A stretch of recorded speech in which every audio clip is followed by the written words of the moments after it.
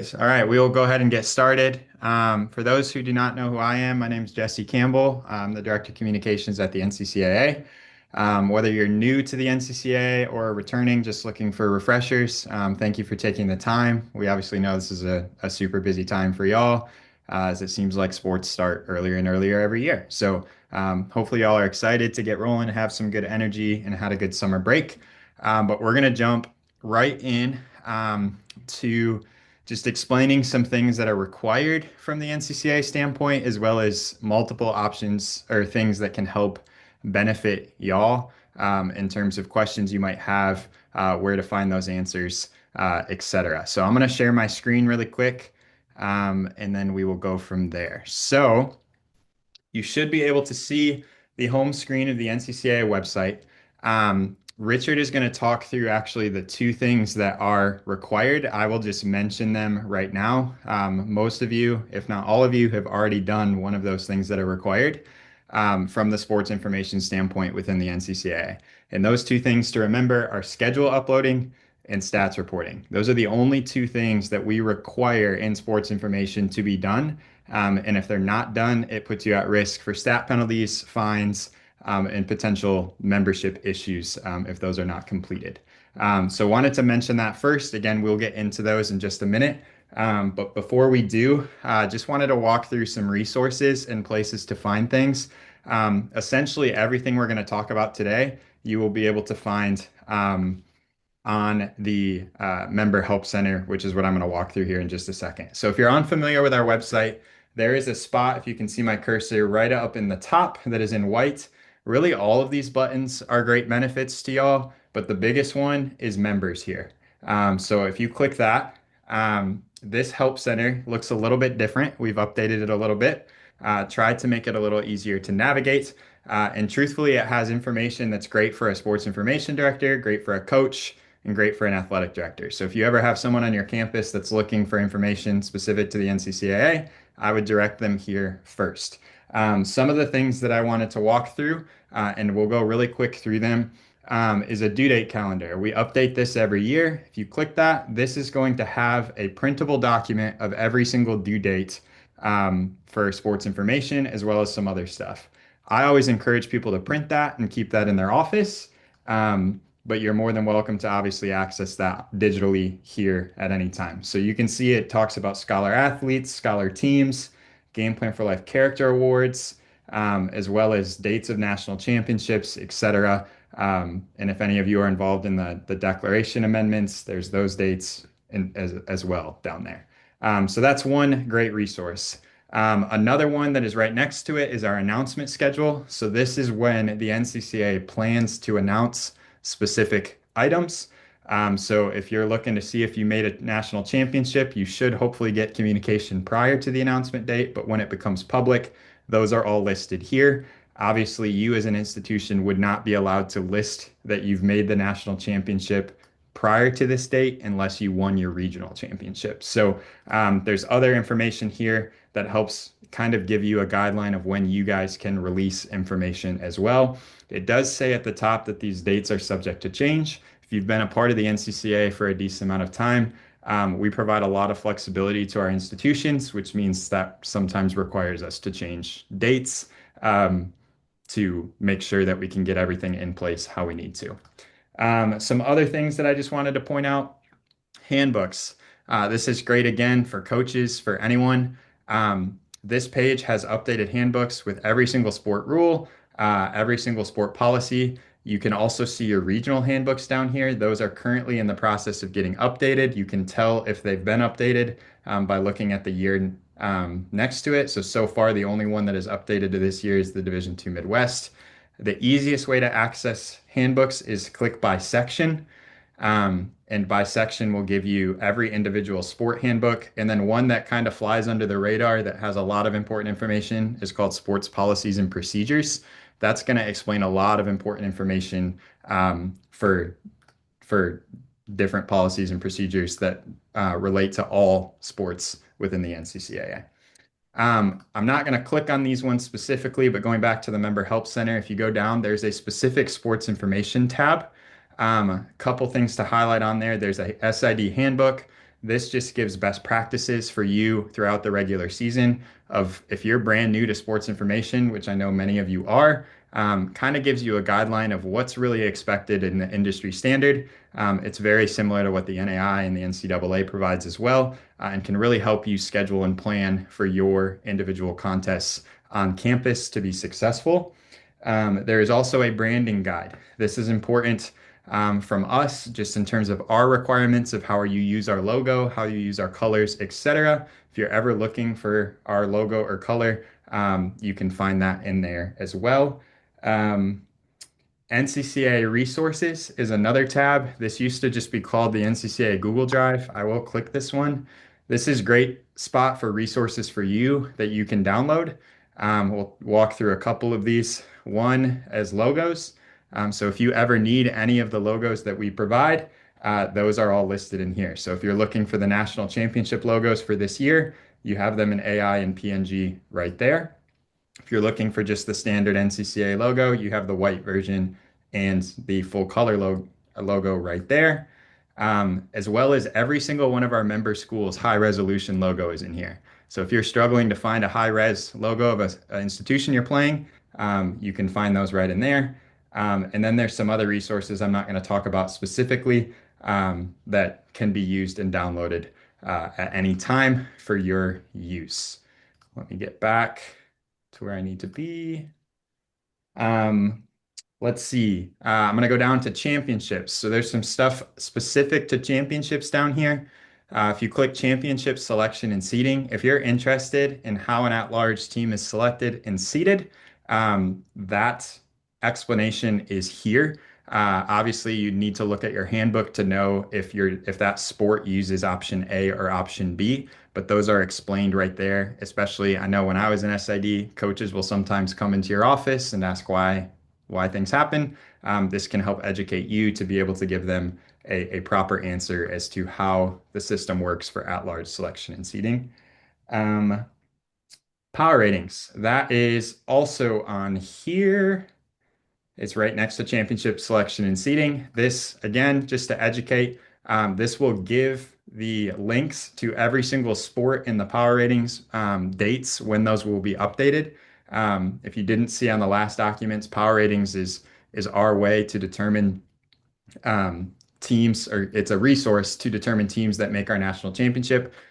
These links also have how power ratings work, but these will be updated throughout the year, and you'll get an email from Richard as well when those deadlines come.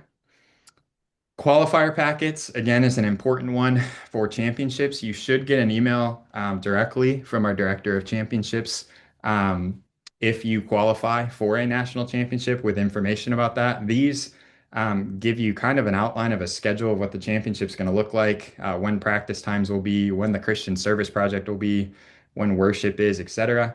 I know sports information directors like to be in the in and all of the information, so you always can find those, the most updated version right here.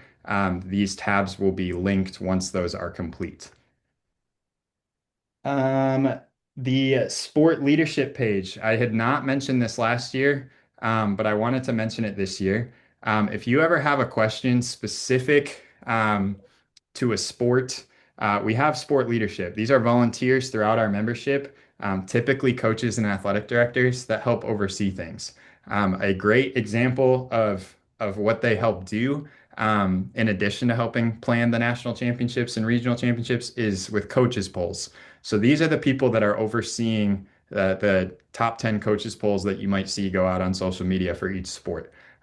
So again, just so that you guys are aware of that contact information, they also can be very helpful and beneficial if you have questions specific to items within your region, or just really about the national championship and what's coming up.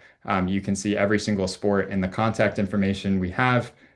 We continue to update throughout the year. It's that time of year that there is a little bit of transition between who is in charge of what region and what sport. So we will continue to update that throughout August so that we're prepared for September once things truly start rolling. And then the last thing I wanted to mention just before Richard talks through plays of the month and then gets us into schedule updating and stat uploading is emails. So you all should be How this works, I'll start here. Um, is every year your athletic director fills out a membership form. He or she is supposed to list who's in charge of each role at your institution. So if you're listed as a coach, you should be on a coaching list and you would receive emails specific to coaching, sports information. There's a sports information list. So if you are not receiving emails from the National Christian College Athletic Association, you should be getting e-blasts from them every once in a while that often are reminders of a lot of the information I just walked through, or press releases of things we release, etc. Two things to check before you email Richard and I to say, hey, why am I not on this email list? One is make sure your AD put you on their membership form as the contact for sports information. And number two is the world we live in. There is a lot of tech security on campuses, so I would check to make sure that it didn't go to your spam. And if you need to, talk to your tech support to make sure it gets released from spam. If you don't notice it in your spam and your AD has told you that you um, were listed on the member form, reach out to us. We want to make sure you're getting that information again because we're going to remind you constantly of important things, as well as provide press releases that will help guide you in when you guys can release things. So, Richard, go ahead with plays of the month, and then walk straight into schedule uploading and stat uploading if you could. Yep, sounds good. Let me go ahead and I'll share my screen. Okay, so yep. So yeah, plays of the month. If you don't know what those are, this is what we started doing about 2 years ago. It really is just a way to spotlight your student athletes, and we want to see what your student athletes are doing because we only get to see them at national championships, but we want to see what they're doing at home and away events and other events as well, and we want to spotlight them. So to get to that, you go back to the Member Help Center page, and there's this plays of the month here. And I'll click on that. It goes to this Google Drive. You can see every month that we have a competition. We go from August and September all the way through May. We combine August and September because as sports are getting earlier, some sports though, like our NCAA dual division members, do not play until Labor Day weekend or so. So we want to give them the chance to get those. And plus, there's a slow trickling in of some sports at times, and so we just want those in there. You have instructions here, but basically the instructions I'll give you is just any clip if it's a highlight clip up to clip some pad at the beginning and pad at the end so that way I can do some edits if I need to make it a little longer, a little shorter of that. Roughly about 30 to 45 seconds is fine, should be plenty of time for that. And then when you drop it into the folder, just click whatever folder it is and you'll just name it like Bob Jones University dunk or, Mid-America Christian University goal. And you can put the name of the athlete in there as well, if that'd be great. It helps me out for those purposes as well. So that way, if your play is picked in the top five, I know who did it and what to say in the recording. And so that's basically it. If you have a play that is made by, let's say, cross country or golf, one of those sports that do not have an announcer, send us an email as well, and just say, hey, this person broke the school record, and the same thing for track and field, broke the school record in the long jump, or set a top five time in this or had a hole in one we got on video. Send us that as well. One thing too is unfortunately for sports that we do not sponsor, we do not use those for plays of the month. I will say that because we had someone submit a football play last year that probably would have been play of the year. It's one of the greatest catches I've ever seen. Unfortunately, we could not use it because we do not sponsor football. So like football and tennis and beach volleyball, I think the main three that all of our schools would have. So if we don't have a championship for it, then we don't sponsor it. So unfortunately, we can't use those plays. But yeah, everything else kind of up to go, and we'll select plays from our championships too. So if you say, "Oh, I submitted a play, but I think it should have been top five," maybe something happened at one of our championships. We are at those, so we'll select those and throw those in as well. So. Yeah, we love it. The response has been great. Y'all have done a great job, and it's been good to see just different schools, some who may not be featured at our championships, maybe aren't qualifying for our championships, but able to see them on their campuses do that. So that is a lot of fun to see. So that's plays of the month. Pretty simple and yeah, pretty self-explanatory. If you have any questions or for some reason the Google Drive's not working, just email myself or Jesse, and we'll find a way to get your clip from you or your coaches. So that's a great resource there. So now onto the fun part, stats and schedule uploading. So basically to get to that page, you go to the members help center and then go down to stats reporting. That's where you'll click to get all the stat info you need, including the login for the NCCA website. If you do not know your login, because I know we've had this problem before, we do not know your password off the top of our heads. We have to do a password reset.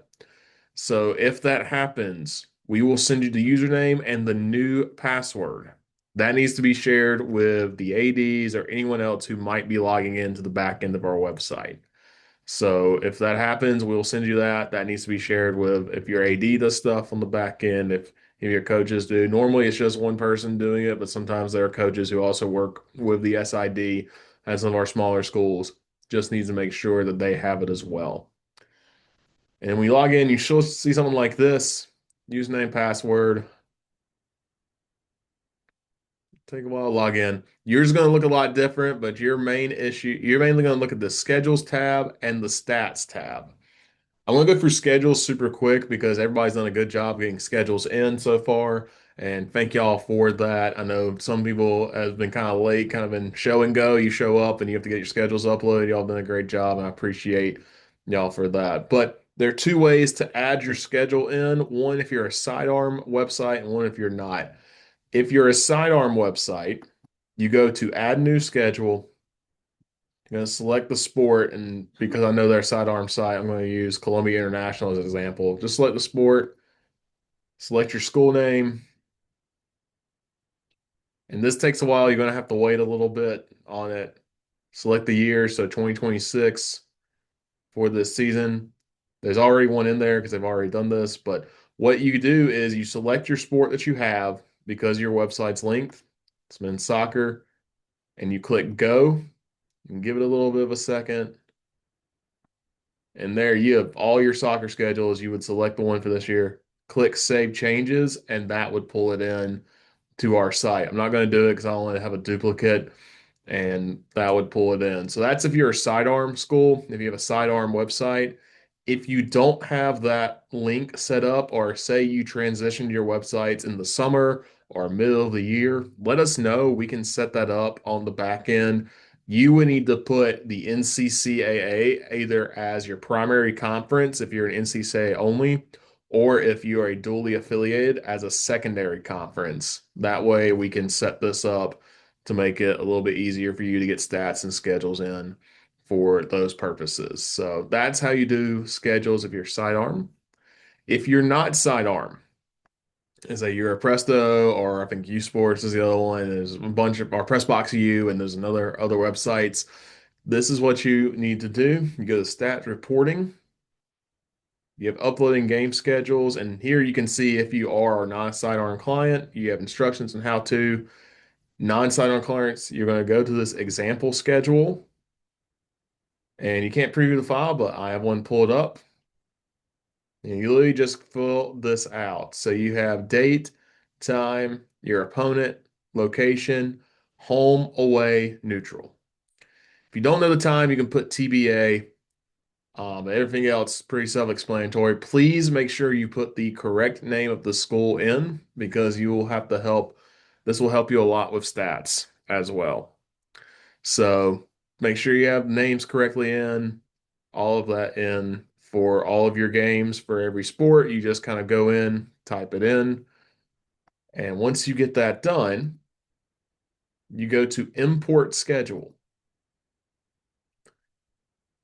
And it's going to pull this file up. It's going to say choose file. You can click on that, or you can be like me because I'm lazy. Just drag it in over there. And it should show the name of the file right there.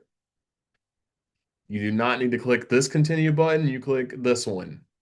I don't know why that continue button is there, but it is just one of the sidearms quirks. This folder you can really ignore because you should have it all on one sheet for each schedule. Then you're going to go to individual team schedule. We don't really care too much about conference opponents, but if you do want to mark those there, you can leave that checked.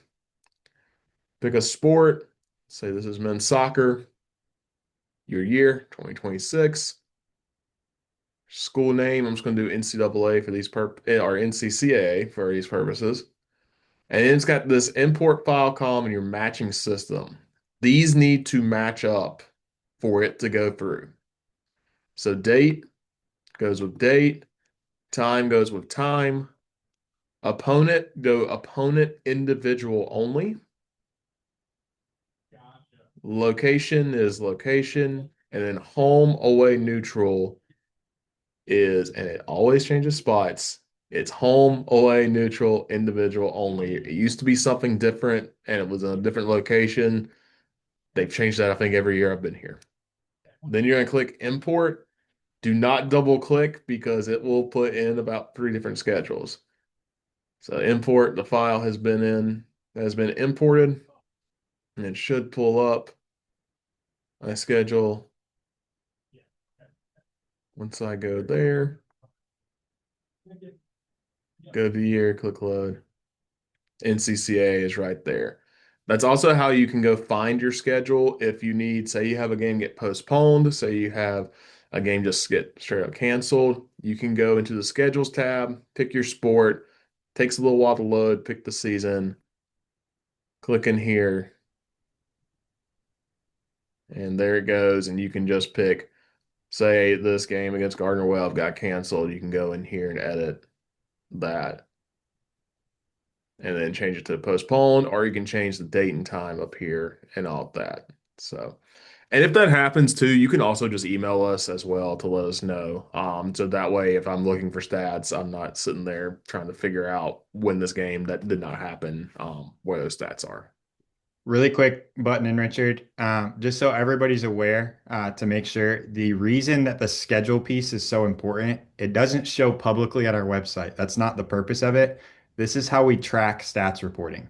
So if you upload a schedule and your schedule changes and you don't tell us that your schedule has changed, Richard is going to send a stats notice because you didn't tell us that the game was canceled or postponed. Does that make sense? So make sure that this is always up to date. The other thing I was going to say too, with that Excel document, if you're a non-sidearm member, again, I know most of you have already done this. That example schedule, the times and everything, it's really weird. You have to do P dot M dot and you have to have slashes. You can't do the date or the time any other way, or it'll give you an error message. So just please make sure that when you change these times, you put those dots in there and you put those slashes in there and you don't mess with any of the formatting of the Excel document. Otherwise, it's not going to work for you. Yep. Yeah, thanks, Jesse, for that. Schedules as well that we need. We need, of course, any sport that the NCCA has a championship for, even if you're not declared for it, except for golf and cross country. Those are new. Cross country is new this year because of reporting. Same thing. Just need your, and really, we just need your fall golf schedule, but only if you're declared to participate in NCCA championships. Those are in the fall for golf and cross country. So if you're not declared, don't worry, you don't need to worry about it. If you are declared, we do need those schedules for stat reporting purposes for those sports. If you don't know if you're declared or not, your AD should know that. So that way, if you're like, oh, I have not uploaded that, don't worry about it too much. Just make sure you get in before your first contest so we're not chasing you down and trying to find stats and results for that. So that is for schedules. And now for statistics. This is the fun part. So, stats, first of all, we'll go to the for normal games, such as, your sports F scores, such as soccer, volleyball, they're coming up, basketball, baseball, softball.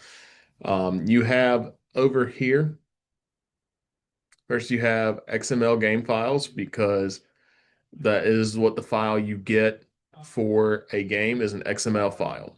And you have this here is a cheat sheet. And we have a school code, and every school in the NCCAA has a school code. And that is how the stats link on these stat pages. So this is available. Now notice the schools that have asterisks next to them, such as Hannibal LaGrange, Dallas Baptist, North Greenville. Those schools are associate members. So they will do not need to have their code. Their code will not pull in because they are not full members with us. So you do not need to worry too much about that, but you are responsible for uploading those stats. So I'll make you aware if you play a game at North Greenville for to say you still have to upload the file because North Greenville does not upload those files. The responsibility for stats is during the regular season, the home school is to make the XML file, and if they're playing an NCCAA opponent, they are to upload it with both schools' team code in there. We had some problems last year of schools uploading but not putting the other school's team code in there. So please make sure you have the team code in there. Also, check the name of the school. We've had some schools change names. So Toccoa Falls College is now University of Toccoa Falls, and Central Christian College of the Bible is now Central Bible College or Central Bible University. I need to fix that actually. So also check the team code for Central Bible. We've had this issue with Presto the last couple of years where they've had the team code is just wrong. I have no clue why, but it is wrong, and that's caused some issues where stats don't link the Central Bible, and we have to go in and fix it. It's on Presto mostly, so if you play them in a sport and use Presto, just make sure this code is correct, so that way it does link for them and helps them out. So when you're uploading, the home team will upload if it's two NCCA members playing. If you're playing an away game at a non-NCCA member or associate member, you will have to upload those stats. Also, if you're playing in a non-unidivision sport, so basically any sport except softball, because this year D1 baseball is now Division One and Division Two, you have to upload to that page. So let's say Bob Jones plays Mid America Christian. I'm using them because the first two I see on here. They play at Mid America Christian. Both those sites have to upload. MacU still has to make the XML and send it out to Bob Jones, but once it gets sent to Bob Jones, it is Bob Jones's responsibility to upload it. The same thing goes for neutral site games that are not postseason. So let's say you're playing a volleyball tri match or you're playing a basketball preseason tournament, and let's say it's like Bob Jones Calvary and then Central Bible and Clinton are playing there. If it's at Bob Jones. Bob Jones is responsible for making the files for all those games. They have to have someone there to stat the game, to make the XML file, and make sure the team goes in it and send it to whoever's playing. So even if it's a game where it's Central Bible and Calvary are playing each other, and Bob Jones has nothing to do with it, doesn't matter. You're the host. You have to make the file.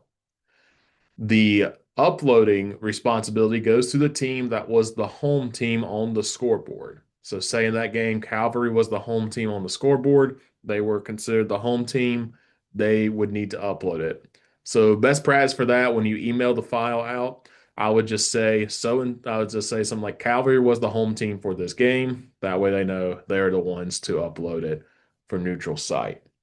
New in the postseason for national championships, and this will be different. The host is responsible for taking the stats as normal, but the higher seed is responsible for uploading. It used to be the home team was upload when they played their games. So last year, if you're at D2 women's basketball, Crown was the 10 seed, but they were responsible for uploading, even though they were the last team in, because they were the home team on the scoreboard.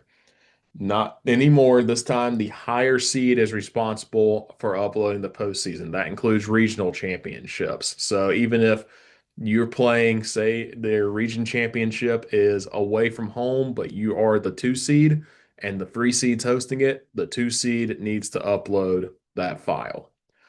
This just makes it a little more orderly. It stops some confusion in regional championships and postseason. Also, we will do need those stats for your regional championships and your national championships. Again, host has to make the file.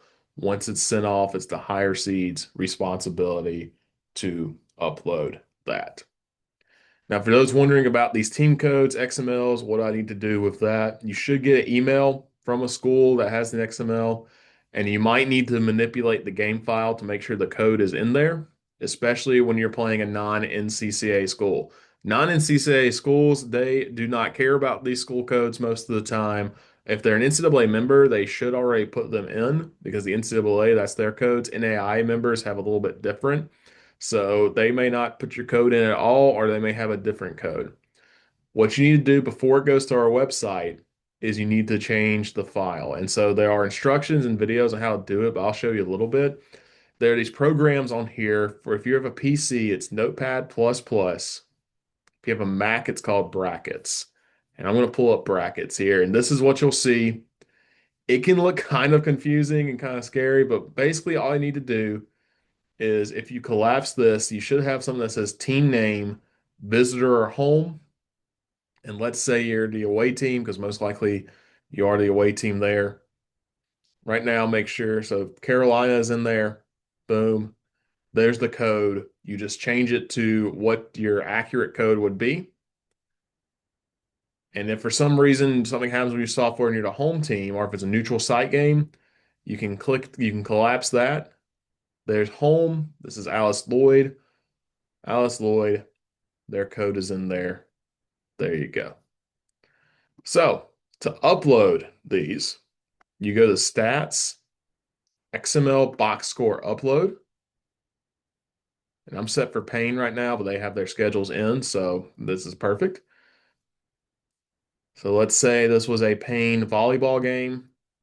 You go to Volleyball D1, 2026 season. Let's pick the game. Let's say this was their game against. It goes from reverse order, so your latest game is going to be up here. Your first game is going to be down here. So let's say this is their Claflin game. If it's a double header, make sure you indicate this as well. This mostly comes up in volleyball, softball, baseball. Make sure you indicate that so that way, if it's not indicated on the schedule as a separate game or in the file, this should help that out. Then you choose the file. I'm not going to upload because I want to mess up their schedule. Click Upload XML. Don't double click on it because it will upload twice, and then only us can be the ones to go get rid of that old file. And then it should say some file uploaded successfully. If you get an error message, email us and send us the XML because maybe something's wrong with the XML. Our site can be very finicky. If you need to check to say it gets uploaded, go to sports. You'll go to stats. Of course, there's no stats uploaded for now because they have not started yet. But let's say this is a soccer game from last year. Go to results by team. And let's say it was Bethel uploading that Grace College game. Boom, Bethel Grace College right there. And you should get a box score. So pretty simple for that. If you are a sidearm site and you have the Nexus connected, you should be able to just when you upload to your own website, it should automatically connect to us, meaning that you don't really have to worry about this. But what I would do, because sometimes early in the year or during crossover season when multiple sports are going on, maybe the connection falters, maybe it's something on our end, it could be on your end, it could be on ours. Just kind of check and see early on. If you don't see it, just kind of reach out to us and we'll go and check and make sure all of that is good to go. So that is stat uploading, and most everybody did a pretty good job of it. And again, we're lenient on that to start off the year. Stats are due the weekend are due the Tuesday by noon, the weekend after you play. So I know we have some teams have starting volleyball this weekend, so those will be due that Tuesday at noon. And then I'll send out a notice or an email out the next day. So please make sure to get those in. If you, for some reason, have technology issues, we've had plenty of those before. Let us know as soon as possible if you've had a personal issue, such as death in the family, or you're sick, or someone is sick, or something at the school has happened to cause some of these games to not be able to get uploaded. Let us know. Same thing with if you're playing a non-NCCA member and they are just not sending you the file, or even if you're playing an NCCA member and they haven't sent you the file, reach out to them first. But if they've just gone dark on you, just let us know and we'll reach out and try to get that file sent to you and so you can get it uploaded. I'll add as well. It's always best practice. It's in the SID handbook. It seems really simple. But I would always reach out to the institution prior to the game to make sure that someone is there taking stats. Because obviously you're going to get put in a huge bind if your team goes and plays somewhere and they didn't even take stats for you. This happens all the time in neutral site contests. We obviously can only control the institutions that are part of our membership, but there are a lot of neutral site contests that happen at other places where they're just like, yep, not our team plan. We're not going to take stats. So if you communicate ahead of time, you hopefully can get someone there to take statistics because that will ultimately fall on you to make sure that an XML file is uploaded. Richard, do you want to do golf really quick and then I'll do cross country? Yeah, and I'll close out stats too. If you have an exhibition, we don't need those stats or that on your schedule. So make sure of that. And also non-countable opponents. There's a list on the stat page of non-countable teams for D1 and D2. Those games, you can play them, they just don't count towards your record. They won't count toward power ratings. They won't count towards your statistics. So if there's a school you think is questionable about there, if they're non-accredited or if they're a brand new school, just reach out to us. We'll let you know if they're countable or not. And if they aren't, we'll update this list and put it on there. And if they are, then you're good to go, and those will count towards your schedule. So golf reporting, this started last year. This is I did a good job with this. Basically, when you upload your golf schedule, we check it like we do stats. So once the next week after the next Tuesday, by that tournament gets over, we need your stats in. And what you'll do is you go to this form here. It's a Google form, and it's your team scores, men or women, your college, submitted by who, tournament, the day it started, day it end, the course, and then all of this, the location, and then of course for your actual yardage, your team score for up to 3 rounds, and then submit it. So that way you get all that in and it goes into a folder. So that way we can track that for our purposes.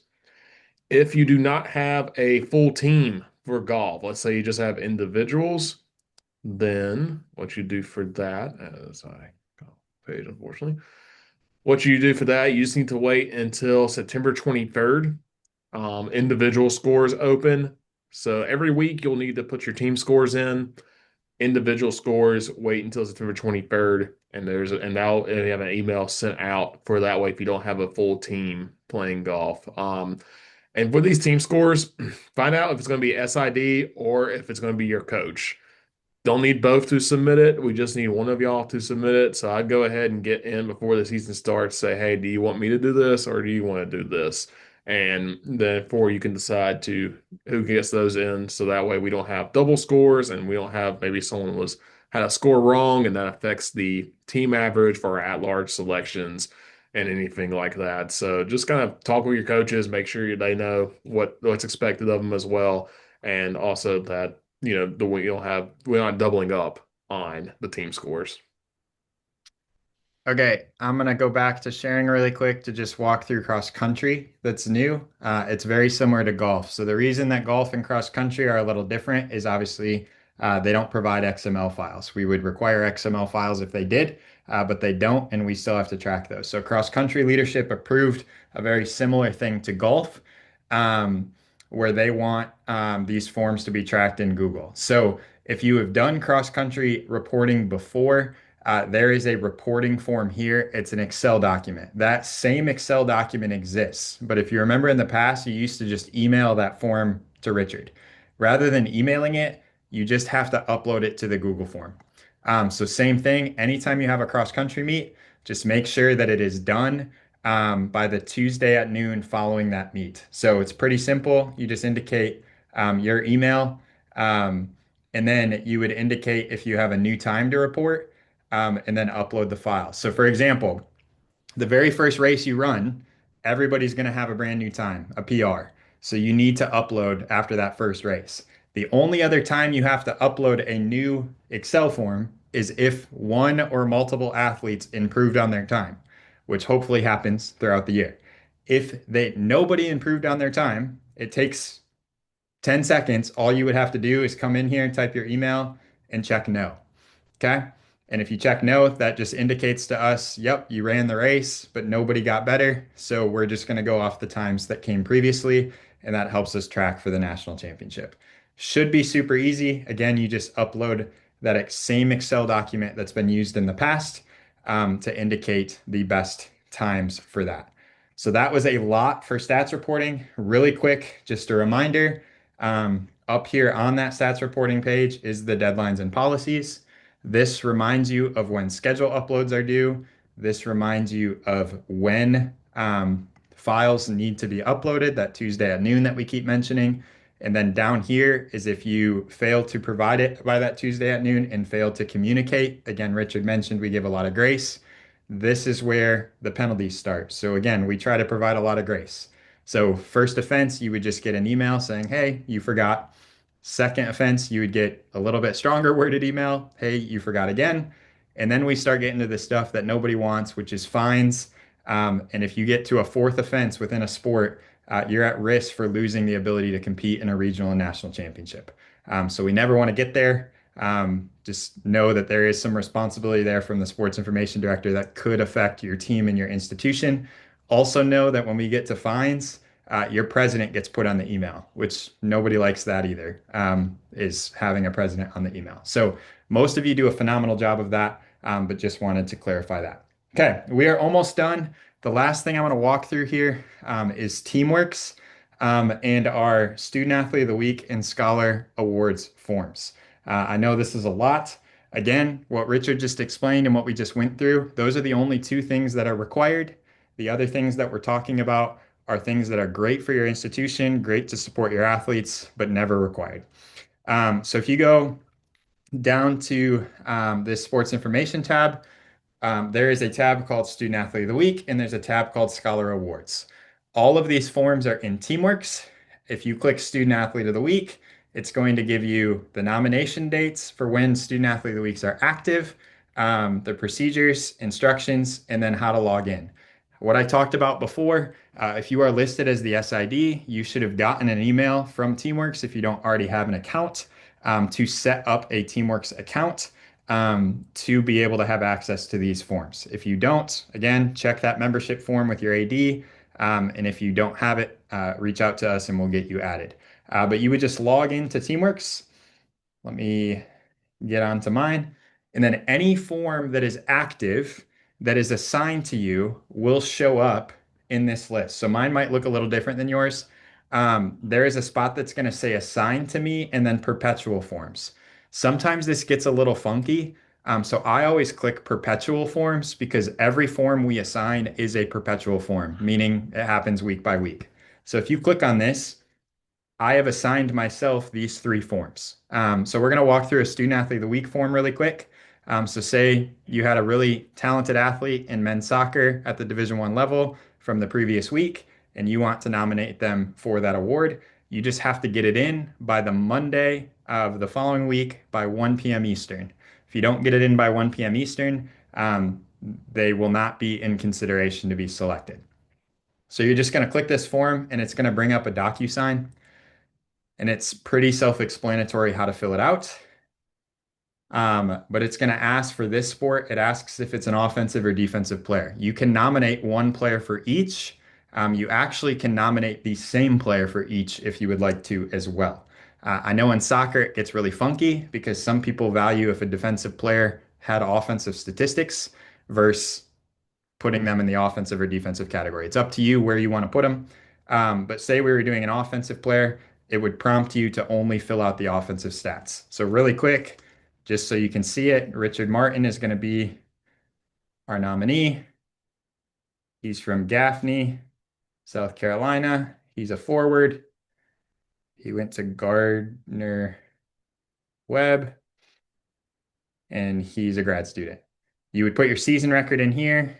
So say we're 2-0-0, and then you put the record of the week. So if you played two games both in that week, you would put 2-0-0, and then you would list the opponents and their record that you played that week. So say they played Converse University, and then you would say they're 0-1-0, and then you would list his stats. So you'd say we won the game, we won it 6-0.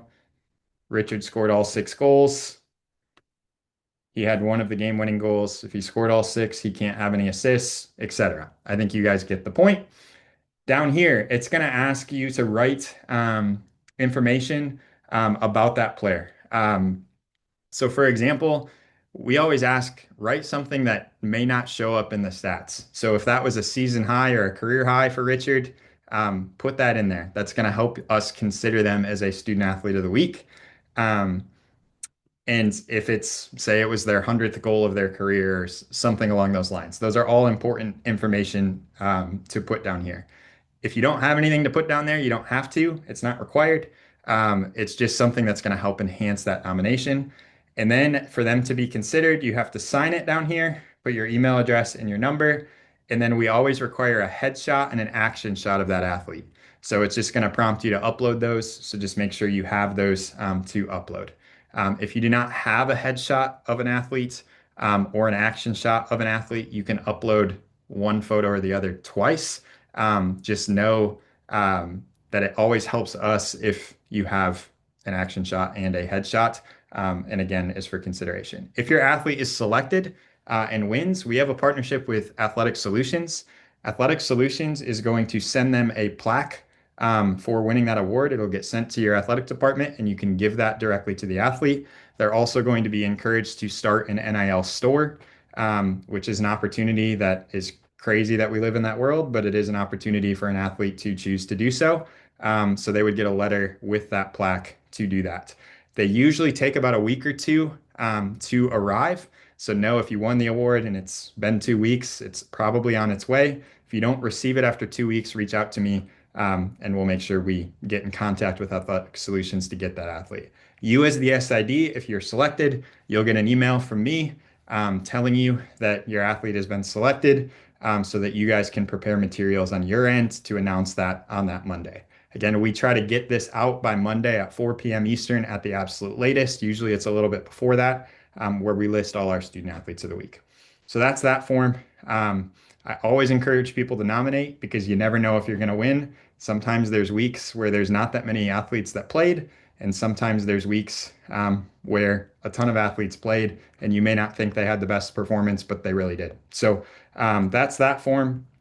The other form that I'm going to quick walk through is just a scholar athlete form.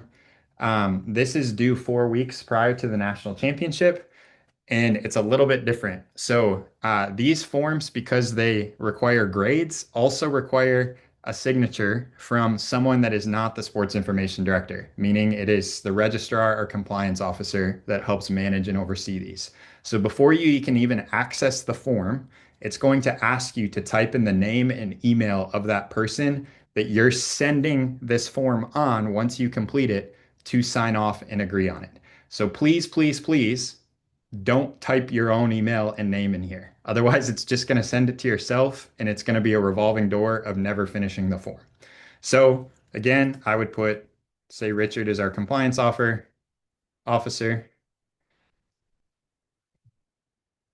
and then I can hit continue and it's going to bring me to the form to fill it out. Give it a second to load. Again, it's a DocuSign that's pretty self-explanatory. It gives you all the criteria on page 1 of what a scholar athlete is.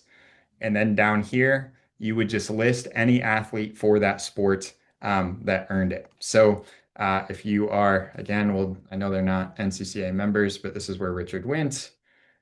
This is the men's golf form, so we're going to put that there.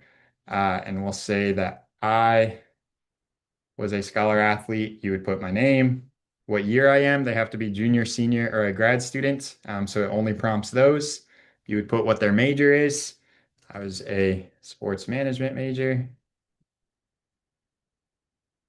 And then you would put their GPA. So it has to be a 3.4 or above, and you cannot round up. So if I had exactly a 3.40, I would just put it in like that. And then you would list any other golfers that also earned that honor. And then once you are done, you would sign off on it and hit finish. Once you hit finish, this form is going to get sent to whoever's email you put in at the beginning. Two really important things. Your registrar may have no clue what Teamworks is, and the email is going to come from Teamworks. So if you want to confirm that this form gets finished and sent to me, I would also go either walk over to your registrar or compliance officer and say, hey, I just sent you a form through Teamworks. Can you please review it and sign off? Or send them an email to say, hey, you should receive this email so that they can sign off. The form is not complete until both signatures happen. What happens all the time is we get to the national championship on banquet night, and I release the scholar teams or the scholar awards. Um, and about 15 seconds after that gets released, I get about 3 emails from SIDs across the country that say, I filled this form out. Why is it not on the list? And the reason is your registrar did not sign off on the form. The goal this year as well, just so you're aware, is I plan on sending out to the institutions about a week prior to the national championship that have filled out the form. Hey, just a reminder, a week from now, these are going to get announced. Here's all of the scholar athletes that have been listed. I will not put their GPAs in because that is a violation. So obviously, I would just list names on an Excel document. If you don't receive that email, that means I don't have a completed form for you. So just keep that in mind. Again, not required to do these, just a great way to honor your athletes. So that is that. And that was a lot of information. But that's pretty much everything, sports information wise. Last thing I just wanted to mention before we close. Again, now would be the time if you have questions that you want to ask before we leave, you can drop it in the chat. I see Adams there. Richard already got the answer to it, but if anyone else has a question that they need to ask, now would be the time. We got about 7 minutes before we're done. But feel free to contact Richard or I about any questions you have throughout the year. We totally understand. Um, Things get busy, things get tricky. You're going to forget every once in a while or need help finding something. The thing I always like to mention too, my job and Richard's job is pretty interchangeable. So if you can't get a hold of one of us for some reason, you can always try the other or just email or call both of us and one of us will get back to you. Our goal and our office goal always is to have a response to you within 24 hours. I really do feel like we do a great job of that, but we will do our best to beat that by a long shot. So we did get one question here. Is there a specific abbreviations for schools like there is in the NCAA? If so, is there a list somewhere?